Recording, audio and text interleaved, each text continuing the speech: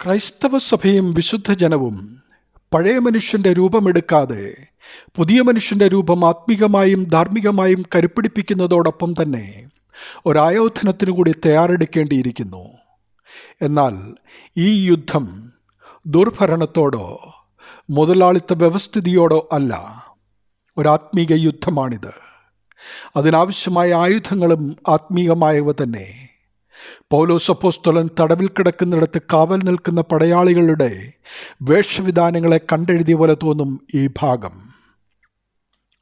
അദൃശ്യങ്ങളായ സാത്താൻ്റെ ശക്തിയുമായി നിരന്തരം പോരാട്ടം നടത്തുവാനാണ് ആത്മീയ ആയുധവർഗങ്ങൾ നാം കൈക്കൊള്ളേണ്ടത്. അവയിൽ അരക്കെട്ട്, കവചം, ചെരുപ്പ്, പരിച, ശിരസ്ത്രം, വാൾ ഇവ ഒരു പടയാളിയുടെ അവശ്യ സാധനങ്ങളാകുന്നു. സർവായുധവർഗത്തിൻ്റെ ഈ വിശദീകരണം റോമൻ പടയാളികളുടെ ആയുധ സജ്ജീകരണത്തിൽ നിന്നും പഴയ നിയമത്തിലെ യെശയ്യാ പ്രവചനം ഈ 59:17 11:4 മഹാജ്ഞാനം 5:17 മുതൽ 20 വരെയുള്ള ഭാഗങ്ങളിലെ ആത്മീയ ആയുധ വിശദീകരണത്തിൽ നിന്നും എടുത്തിട്ടുള്ളതും ആത്മീയ ആയുധങ്ങളായി പഴയ നിയമത്തിലെ പുരോഹിതഗണത്തിന് നൽകിയിരുന്നതും ആണെങ്കിൽ പുതിയ നിയമത്തിൽ ഇവ എല്ലാ വിശ്വാസികൾക്കും നൽകിയിരിക്കുന്നു. അതുകൊണ്ടാണ് സത്യത്തിനും നീതിക്കും വേണ്ടി, അതുപോലെ വഞ്ചനയ്ക്കും അനീതിക്കുമെതിരായി പോരാടുവാനുള്ള ആയുധങ്ങളായ ഇവ കർത്താവിൻ്റെ പ്രതിനിധികളായി സഭയെ നയിക്കുന്ന പട്ടക്കാരനും മേൽപ്പട്ടക്കാരനും ധരിക്കുന്നത്. നമ്മുടെ ശവസംസ്കാര ശുശ്രൂഷയിൽ മൃതശരീരത്തിൽ വീഴ്ത്തപ്പെടുന്ന തൈലം ഈ സർവായുധവർഗത്തിൻ്റെ പ്രതീകമാണ്.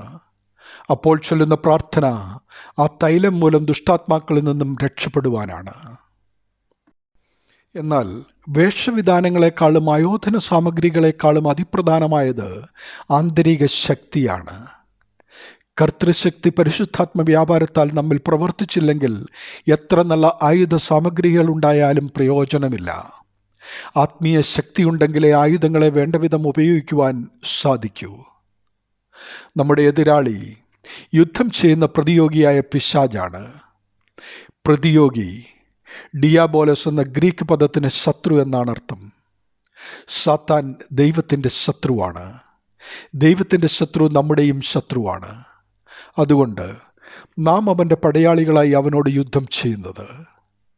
ദൈവത്തിൻ്റെ ശക്തിയും ആയുധസംഹിതയും ഉണ്ടെങ്കിലേ നമുക്ക് ഈ ശത്രുവിനോട് പോരാടി യുദ്ധം ചെയ്യിക്കുവാൻ സാധിക്കൂ.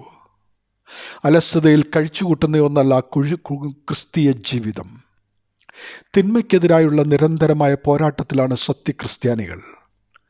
ഈ ആത്മീയ യുദ്ധത്തിലൂടെ ക്രിസ്തീയ വളർച്ചയുണ്ടാകുകയുള്ളൂ. ശത്രു വഞ്ചനയും വ്യാജവും ഉപയോഗിച്ച് നമ്മെ നിരന്തരം എതിരിടുമ്പോൾ സത്യവും സ്നേഹം കൊണ്ട് നാം പ്രത്യായോധനം ചെയ്യേണ്ടിയിരിക്കുന്നു.